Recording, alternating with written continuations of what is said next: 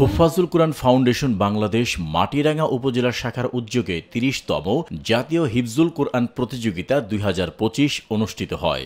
সোমবার সকাল ৮টা থেকে শুরু হয়ে বিকেল ৩টা পর্যন্ত চট্টগ্রাম থেকে আগত বিচারকদের উপস্থিতি, আমন্ত্রিত ওস্তাদ ও মেহমানদের পর্যবেক্ষণের মধ্য দিয়ে এই প্রতিযোগিতার কার্যক্রম পরিচালিত হয়।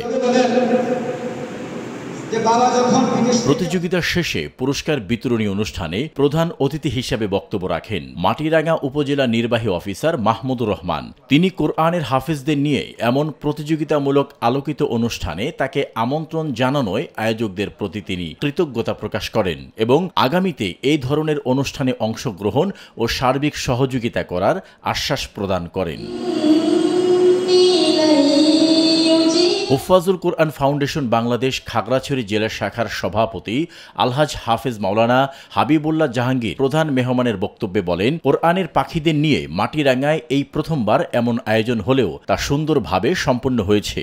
মুসলমান শিশুদের জন্য কোরআন শিক্ষার গুরুত্ব অপরিসীম বলে মন্তব্য করে মাটিরাঙ্গার কোরআনের পাখিদের নিয়ে এমন প্রতিযোগিতামূলক আয়োজন ভবিষ্যতেও চলমান রাখার আহ্বান জানান তিনি।